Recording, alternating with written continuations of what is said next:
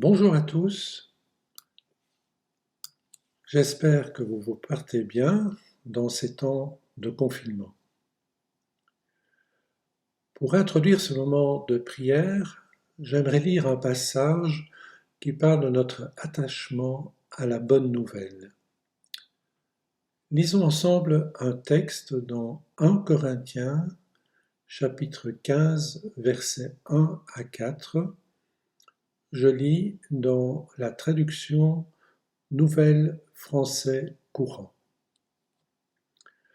Frères et sœurs, je vous rappelle maintenant la bonne nouvelle que je vous ai annoncée, que vous avez reçue et à laquelle vous êtes fermement attachés. C'est par elle que vous êtes sur la voie du salut, si vous la retenez telle que je vous l'ai annoncée.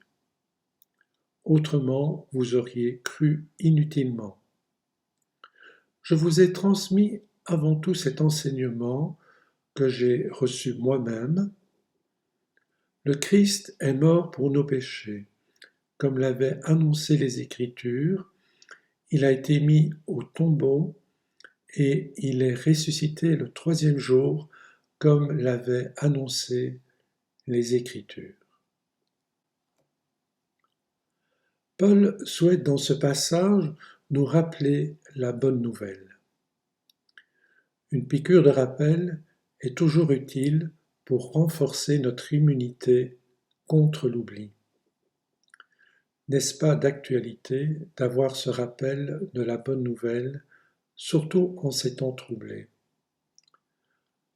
Un jour, nous avons reçu cette prédication, mais encore faut-il y rester fermement attaché. Et j'aimerais souligner ces deux termes, attachement et fermeté. L'attachement me fait penser aux liens qui unissent une mère à son enfant. Dès le ventre de sa mère, l'enfant est en lien étroit avec elle via le cordon ombilical, mais le sera encore plus lors de sa naissance, alors qu'il est pris dans ses bras et nourri au sein.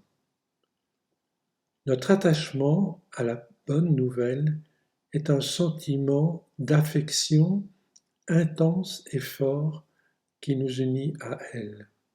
Et ce lien se développe par la proximité que nous avons avec l'Évangile, au travers de sa lecture et de sa méditation.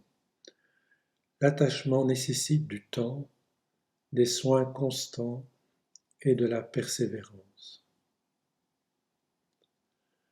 Cet attachement est aussi caractérisé par sa fermeté. Le terme fermeté provient du mot forteresse, ce qui nous donne une image de protection et de permanence, mais aussi de solidité. J'aime beaucoup la concision de ce texte. Paul y résume de manière très succincte la bonne nouvelle à laquelle il faut demeurer attaché fermement. Le Christ est mort pour nos péchés, comme l'avaient annoncé les Écritures. Il a été mis au tombeau et il est ressuscité le troisième jour, comme l'avaient annoncé les Écritures. Quelle bonne nouvelle! Christ a payé le prix pour nos péchés. Il est mort et ressuscité pour nous donner la vie éternelle.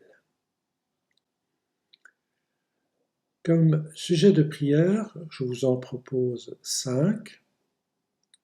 Premièrement, remercier Dieu pour sa grâce envers nous, pour le don de son Fils Jésus-Christ et exprimer notre joie d'être au bénéfice de cette bonne nouvelle. Deuxièmement, demander au Seigneur de nous donner une soif et une faim insatiables pour sonder les Écritures qui annoncent cette bonne nouvelle. Demander au Seigneur de nous y attacher fermement pour rester confiants et assurés dans les moments difficiles comme faciles.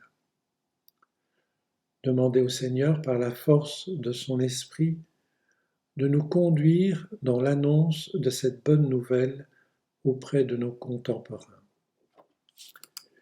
Et finalement, demander au Seigneur de préparer des ouvriers pour sa moisson, en particulier dans nos instituts bibliques. Bon moment de prière à tous et à bientôt.